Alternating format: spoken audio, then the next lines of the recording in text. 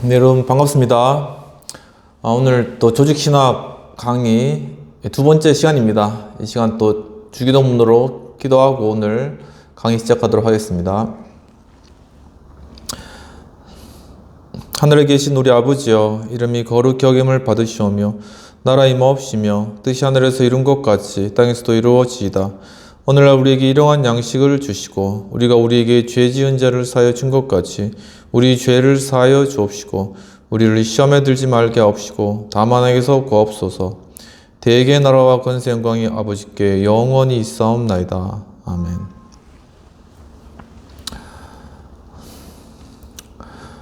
네, 오늘은 지난 시간에 이어서 이제 교의라는 부분들과 관련된 어떤 성격, 교의의 성격에 관해서 한번 살펴보도록 하겠습니다.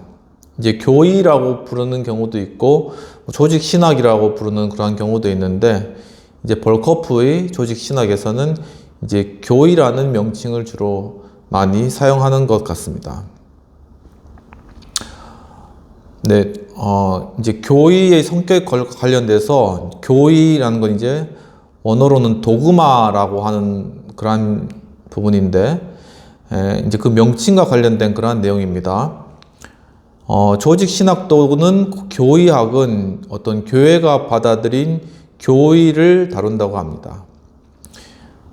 그러므로 교의의 일반적인 성격을 살펴보는 것이 무엇보다도 이제 필요한데, 이와 관련하여 교의라는 명칭도 간단하게 살펴볼 필요가 있겠다고 보셨습니다. 첫 번째 용어의 유래와 뜻을 살펴보면, 이제 교의라는 그러한 이름은 헬라어 도케인이라는 곳에서 유래되었다고 합니다. 이제 고전 헬라에서 도케인 모이라는 그러한 표현은 내가 보기엔 어떻다, 그리고 내 생각에는 어떻다라는 그러한 뜻뿐만이 아니라 내 결론으로는, 내가 확신하기로는 나는 이렇게 확신한다라는 그러한 뜻도 가지고 있다고 합니다. 그래서 그 교의라는 말에는 특별히 확실성이라는 그러한 개념이 나타나 있고, 일상적으로는 이제 교의가 단순한 어떤 사적인 견해일 수도 있었지만, 전문 분야에서는 일반적으로 공리나 자명한 진리, 공적인 규칙, 그리고 기초가 잘 잡히고 공식화된 신앙의 항목과 같은 그런 것으로 인정되었다고 합니다. 교의에는 종교적인 것뿐만 아니라 그리고 어떤 과학적 아니면 철학적, 정치적 교의도 있다고 하네요. 그리고 근본적이고 변하지 않는다고 생각되는 어떤 과학의 원리, 그리고 철학에서 자리 잡힌 가르침, 그리고 정부의 법령, 일반적으로 받아들여진 종교의 교리 등이 모두 다 교의라고 합니다. 현대의 자유주의 신학자들은 마땅히 이것을 염두에 두어야 할 것입니다. 왜냐하면 교의 개념에 대한 그들의 비판 중 많은 부분이 교의가 전적으로 종교에만 있는 어떤 것이라는 잘못된 전제에서 출발하고 있기 때문입니다. 이 말씀을 이렇게 하시는 이유는, 이제 벌커프 교수님은 복음주의적 입장에서 이 책을 저술하고 있다라는 그러한 것을 알 수 있겠습니다. 이제 교의의 공통점은 모두가 어떤 권위를 옷 입고 있다라는 것입니다. 물론 이 권위의 근거는 다른데, 과학적 교리는 어떤 공리나 자명한 진리의 권위를 가지고 있는 것이죠. 그리고 이제 철학적 교의는 그 권위를, 그 교의들을 확립한 일반적으로 받아들여지는 논증에서 이제 그 권위를 이끌어 오고 있는 것이죠. 그리고 이제 정치적인 교의는 그것들을 선포하는 어떤 정부의 권위를 또 옷을 입고 있는 것이죠. 그리고 또 종교적 교의는 실제적이거나 어떤 가정된 어떤 신적인 권위에 기초함으로써 그 권위를 갖는다고 이야기를 하셨습니다. 그럼 두 번째로는 이 용어에 대한 성경의 용법에 관해서 좀 살펴보도록 하겠습니다. 교의라는 말은 구약의 헬라어 번역 성경에서도 찾아볼 수 있는데 신약 성경에서도 찾아볼 수 있다고 합니다. 이 말은 정부의 법령을 나타내는데 여러 번 이제 사용되었다고 합니다. 그리고 또 에베소서 2장 15절, 골로새서 2장 14절 등 두 곳에서는 이 교의라는 것이 모세 율법을 또 가르치는 그러한 용어로 사용되었습니다.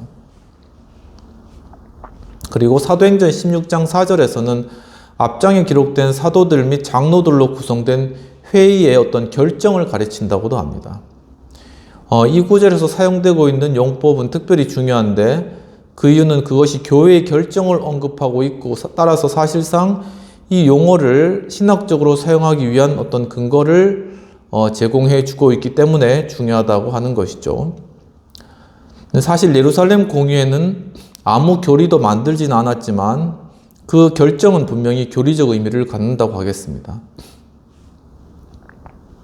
뿐만 아니라 이 결정은 어떤 신적인 권위를 잇고 있으며 그 결정이 지향하는 교회에 대해 절대적인 강제성을 지니고 있습니다.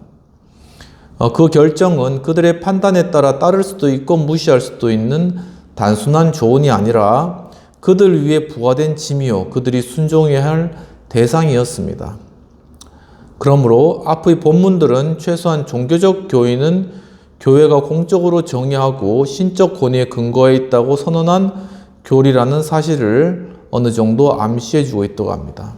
그러니까 이제 어떤 교회의 어떤 결정, 어떤 가르침에 대해서 이것이 옳다라는 그런 결정이 되겠죠. 이제 그런 것들이 내려지면은 이제 그 권위는 신적인 권위이기 때문에 그 모든 교회가 순종하고 교회의 구성원인 성도도 순종해야 될 그런 의무를 가지게 되는 것이죠. 그러면 세 번째로는 신학에서 이 용어의 다양한 용법에 관한 그런 내용입니다. 신학에서 교의라는 말이 늘 같은 뜻으로 사용되어 온 것은 아닌데 과거의 신학 문헌들은 이 말을 다소 넓은 뜻으로 실제로 교리라는 말과 같은 뜻으로 사용했습니다. 그러나 이 말이 정확하게 교의를 가리켜 사용된 경우는 교리를 공식화시킨 교회로부터 확립된 진리로 인정받고 따라서 권위를 입고 있는 교리들의 진술이나 공식화를 가리킨다고 합니다. 초기 교부들은 교회에서 인정한 바 기독교 신앙의 진리를 교의라고 부르고 이 용어를 이교의 가르침에 대해서도 사용하였습니다. 중세 동안에는 더 구체적인 교의 개념이 로마 교회에 의해서 발전이 되었고요. 로마 교회에서는 교의를 무오한 가르침의 권위에 의해 어떤 방법으로 규정되고 그 자체로서 신자들의 수용을 요청하는 계시된 진리라고 그렇게 보았습니다. 이제 그런 진리는 꼭 성경에만 계시되어 있을 필요는 없고 구전에 계시되어 있을 수도 있는 그러한 것입니다. 중요한 것은 교회가 그것을 계시된 것으로 선포하여 그 자체를 교회에 부과하는 일입니다. 이런 식으로 진리는 사실상 교회의 권위에 의존하게 되었다고 합니다. 그래서 이제 종교개혁자들과 개신교 신학자들은 모두 이 교권적인 관점을 떠나 하나님의 말씀에 계시되어 있고 어떤 합법적인 교회가 공식화한 교의들을 신적인 진리로 인정하고 또 하나님의 말씀에서 나온 것이므로 권위 있는 것으로 인정을 하였습니다. 그러니까 어떤 것이 진리인가 이런 교리가 이제 잡혀지는 그런 것이 중요한데 이걸 때문에 이제 이 어떤 교리를 잡는 문제 때문에 뭐 30년 전쟁도 있었고 아무튼 로마 카톨릭과 어떤 개혁교회의 그런 어떤 계속적인 어떤 전쟁이라던가 이런 것들이 있었죠. 그래서 이제 그것이 이제 물론 양쪽에서 통합된 그러한 교리로 정립되면 좋겠지만은 이제 그렇지 않았기 때문에 이제 개혁교회는 개혁교회 나름의 종교개혁의 어떤 교리를 이제 세웠고 또 그런 교리 안에서도 여러 뭐 성찬이라든가 이런 개념적으로 또 가르치는 그런 교리들이 많이 있는데 또 그런 것들이 또 이제 개혁교회 내에서도 많이 좀 차이가 있었기 때문에 또 많은 또 파들이 갈라지고 이런 부분들이 있었죠. 그래서 그것을 하나 통일된 우리가 교리를 하나를 가지면 좋지만은, 사실 우리가 이제 인간인지라, 그리고 이 세상인지라, 다양한 그런 교리적인 그런 입장의 차이가 있다라는 그런 부분들. 하지만 가장 중요한 교리에 있어서는 우리가 하나로 공통적으로 가지고 있다라는 그런 사실들. 그런 부분들을 생각해 볼 수 있는 것 같습니다. 그래서 이제 종교개혁자들과 개신교 신학자들은 그들의 항구성과 안정성이 상당히 있다고 보았지만, 그 교의의 항구성과 안정성이 상당히 있다고 보았지만, 교의가 무호하다고는 보지 않았으며, 이 관점은 지금도 마찬가지인 것입니다. 그런데 슐라이어 마허를 통해 현격한 변화가 생겼습니다. 그는 교의의 원칙을 객관적인 것에서부터 주관적으로 바꾸는 그러한 일들이 발생했습니다. 그는 기독교 신앙을 교의의 원천으로 보았으므로 기독교 공동체의 종교적 경험에 대해 교회가 권위를 부여한 것이 바로 교의라고 생각을 하였습니다. 그리고 리첼의 신학은 교의의 개념에 있어서 좀 더 객관적인 것처럼 보이지만 사실상 똑같이 주관적인 것이라고 합니다. 리첼 주의는 교의를 교회의 신앙에 대한 확증으로 보았는데, 이는 신앙의 내용이 아닌 어떤 그 신앙 안에 포함된 것에 대한 학문적인 확증이었다고 합니다. 이렇게 표현하면 신앙 곧 주관적인 신앙이 교의의 원천이 되는데, 그것은 종교적 경험만큼 주관적인 것입니다. 신앙이 신적인 계시 없이는 절대 생겨날 수 없음은 분명하지만, 그런 면에서 본다면 사실 슐라이어 마하가 말하는 어떤 종교적인 경험도 마찬가지인 것입니다.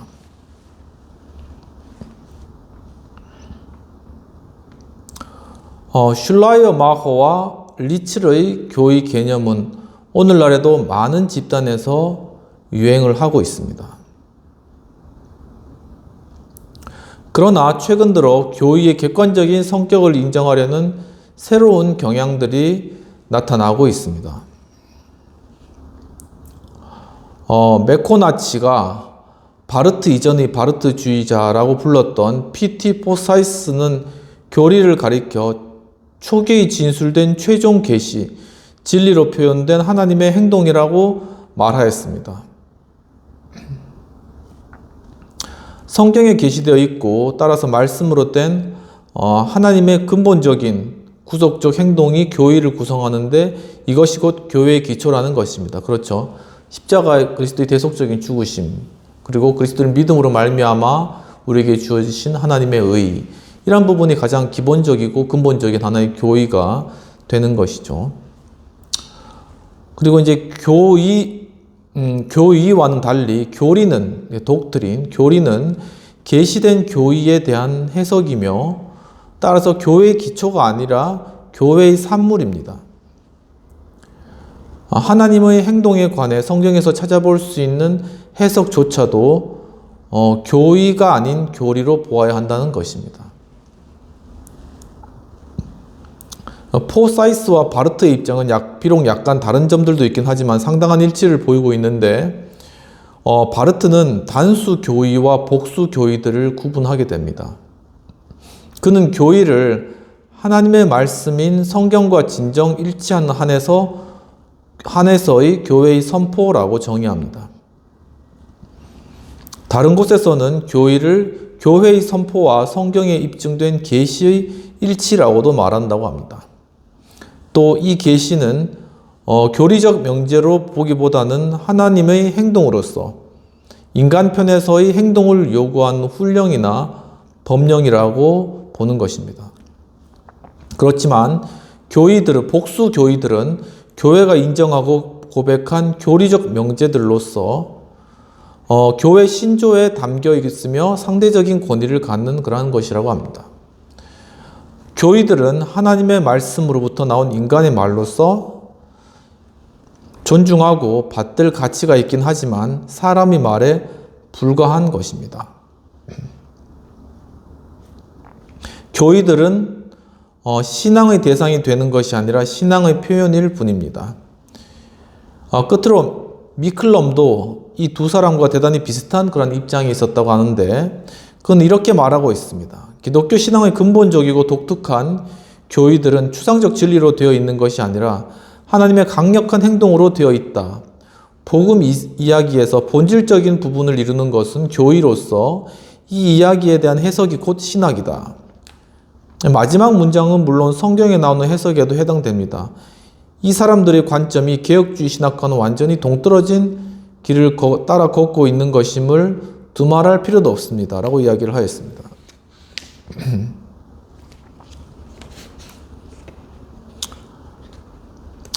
그러면은 두 번째로 교의의 형식적인 특성에 대해서 한번 살펴보도록 하겠습니다.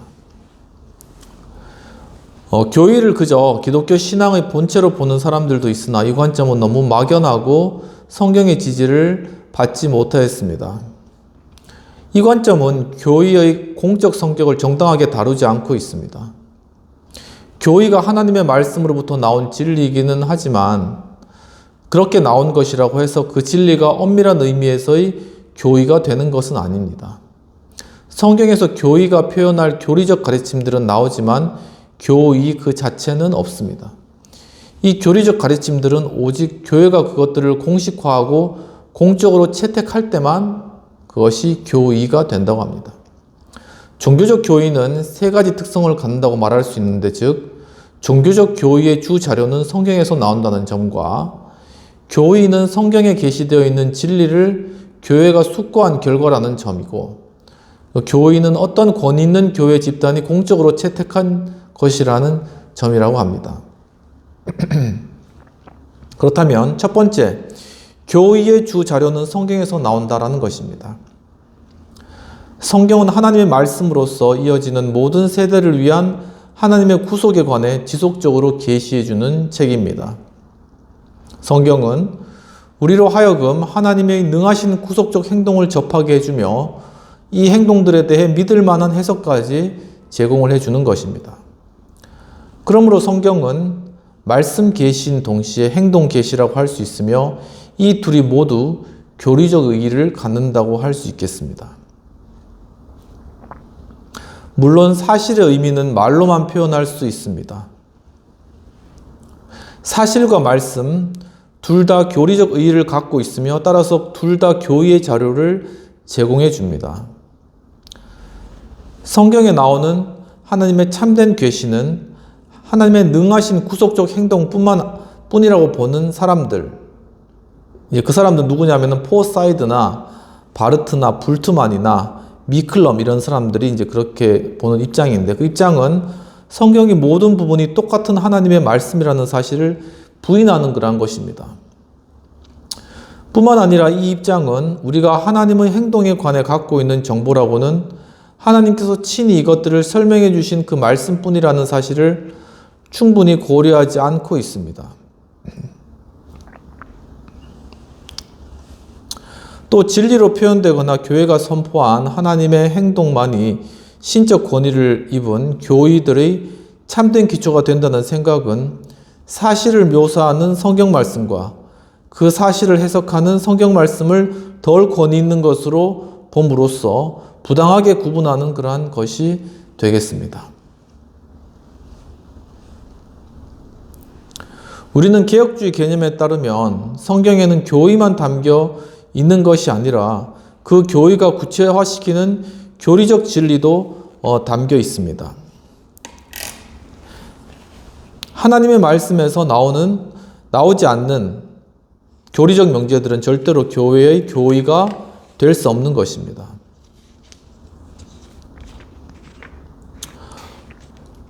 로마 교회는 엄밀한 의미에서 교의를 가르쳐 기록되었거나 기록되지 않은 하나님의 말씀, 즉 성경인 어떤 전승에 담겨 있고 교회가 신자들에게 믿으라고 제시하는 진리들이라고 정의를 하고 있는 것입니다.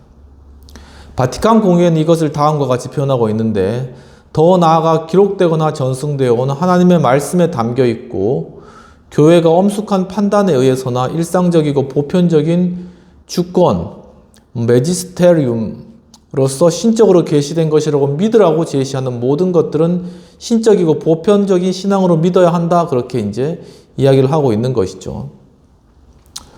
이제 물론 역사적인 개신교는 성경과 전승을 그렇게 동등한 것으로 보지는 않습니다. 개신교에서는 교의로 표현된 교리적 진리들은 성경에 명백히 담겨 있거나 선하고 필연적인 추론에 의해서 성경으로부터 추론해낼 수 있다고 주장하는 것입니다. 교의는 성경의 문장을 단순히 반복하는 것이 아니라 하나님의 말씀에 담긴 교리들에 대한 인간적이고 따라서 오류가 있을 수 있긴 하지만 조심스러운 어떤 공식화인 그러한 것입니다. 이제 교의의 주 자료는 성경에서 나옵니다. 만약 그렇지 않다면 그것은 교의가 아닌 것입니다. 오늘날 이 사실을 꼭 강조해야 할 필요가 있는데 19세기가 시작된 이후 교의의 유래에 대한 또 다른 관점이 몇몇 개신교 진영을 이제 지배하게 되었다고 합니다. 현대 신학의 아버지 슐라이어 마허는 교회 교의의 자료적 내용을 성경에 게시된 사실이나 진리가 아닌 기독교적 의식이나 기독교적 경험에서 이끌어내었습니다. 그는 신앙의 항목들을 언어로 표현된 경건한 감정의 개념이라고 선언하고 있습니다. 그 관점에 따르면 교의는 더 이상 하나님과 하나님의 뜻에 대한 진리를 서술하는 것이 아니라 늘 변하는 인간 경험의 의미를 표현하는데 지나지 않게 되는 것입니다. 맥킨토시는 만약 말이 무언가를 의미한다면 그에게 교리는 하나님이 아닌 우리 감정에 관한 진술이다라고 바로 말하고 있는 것입니다. 또 이에 이어서 슐라이어 마허에게 문제가 되는 것은 종교의 교의가 객관적으로 진리인가 하는 것이 아니라 교의가 다양한 상태의 감정을 잘 표현하고 있는가 하는 것이라는 결론이 나온다고 합니다. 에질은 슐라이어 마허가 교의를 늘 변하는 삶의 표현으로 본다고 하면서 이것은 종교적 신앙을 진술함에 있어서 그 어떤 항구적인 권위도 부정하는 것임을 지적하고 있는 것이죠. 지금 이 모든 내용이 슐라이어 마허의 그러한 주장에 관한 비판적인 내용이 되겠습니다. 리첼의 견해는 예수 그리스도 안에서 주어진 하나님의 계시를 출발점으로 삼음으로써 슐라이어 마허의 관점보다는 객관적인 것 같지만 내용상은 별반 다르지 않다고 합니다. 카프탄의 다음 말을 보면 꽤 고무적인데 전제는 교의가 신적 계시로부터 나온다는 것과 개신교 진영의 경우 공동체의 신앙과 및 인식과 일치해야 한다는 그것이다 라고 이렇게 이야기를 했는데 그러나 그가 분명히 예수 그리스도 안에 있는 객관적인 계시를 고려하고 싶어 하면서도 교회의 신앙을 이 계시와 교의학자 사이에 갖다 놓고 있음이 곧 드러난다고 합니다. 또 그가 신앙에 대해 말할 때도 교회의 신조에 나타나 있는 바 객관적인 의미에서의 신앙, 즉 내용으로서의 신앙을 생각하는 것이 아니라 주관적 의미에서의 신앙, 즉 신뢰로서의 신앙을 생각하고 있는 것이라고 합니다. 게다가 그는 이 신앙을 하나님의 말씀에 계시되어 있는 진리에 대한 지적 이해라고 생각하지 않고 신뢰, 즉 하나님의 말씀에 제시되어 있는 그 대상과의 실체적인 조건을 가진 영적 관계로 그렇게 이해를 하였습니다. 이 신앙이라는 것이 지식을 포함하긴 하지만 이 지식은 지적인 것이라기보다는 실천적이며 경험적이고 하나님과 교제하는 삶에서 유래되는 그러한 지식인 것이죠. 인간은 하나님이 신앙에 반영되지 않는 한 하나님을 알 수 없습니다. 하나님이 신앙에 반영되시지 않는 한 하나님을 알 수 없는 것이죠. 카프타니안 이야기입니다. 또 신앙에 포함된 이 실천적인 지식은 교의로 표현됩니다. 교의는 이런 식으로 신앙의 대상이 아닌 신앙의 표현인 것입니다. 신앙이 교의의 원천이 됩니다.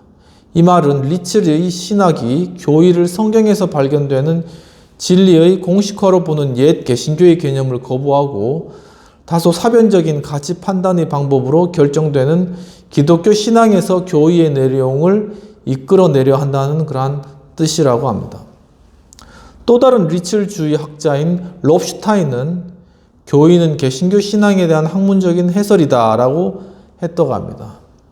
그는 그의 책 개신교 교의학 개론 75쪽에서 교의의 원천은 신앙이다라고 분명히 말하고 있는 것입니다. 그러니까 지금 벌커프 교수님의 그런 입장은 어떤 성경의 진리라는 것에 대해서 거기서 유출된 그런 어떤 교의, 절대적인 어떤 그런 객관적인 그런 교의 측면에 서서 슐라의 마언 아니면 다른 어떤 신학자들이 주관적인 측면에서 이 교의를 성경뿐만 아니라 어떤 신앙적인 활동들이나 어떤 그런 것을 통하여서도 교의를 유추해낼 수 있다라는 그런 주관적인 측면에 대해서 비판을 하고 계시는 것이죠.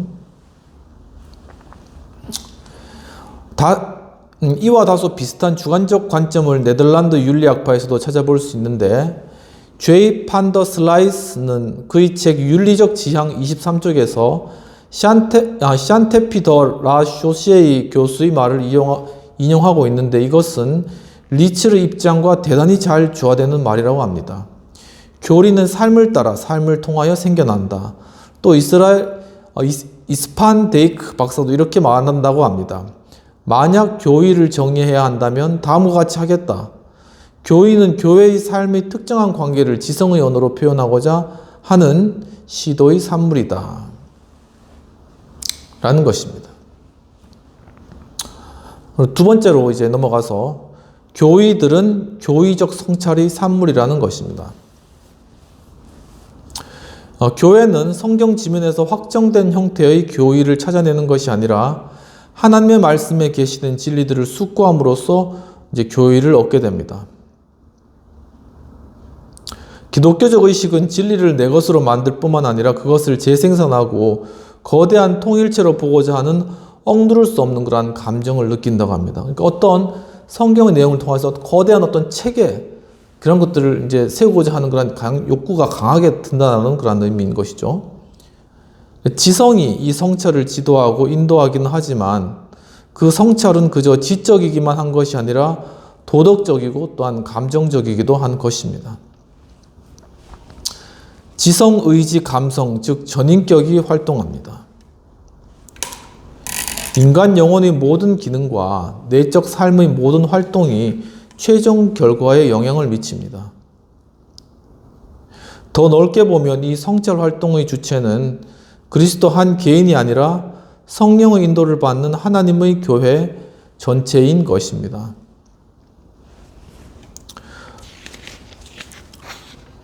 영적인 그러한 사람만이 이 일을 할 수 있는 적임자이며 그 사람조차도 진리를 그 모든 관계 속에서 보고 또 그 풍성함과 거대함 속에서 이해하는 것은 모든 성도들과의 교제 및 협력 가운데서만 가능한 것이라고 할 수 있겠습니다.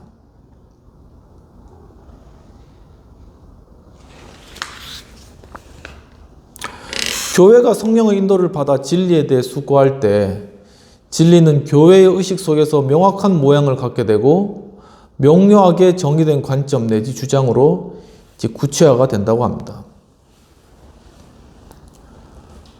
교의를 형성하는 그러한 일은 늘 짧은 과정도 아니며 또 간단한 일도 아니고 그 과정은 오래 끈 논쟁에 의해 다소간 결정되는 경우가 많이 있습니다.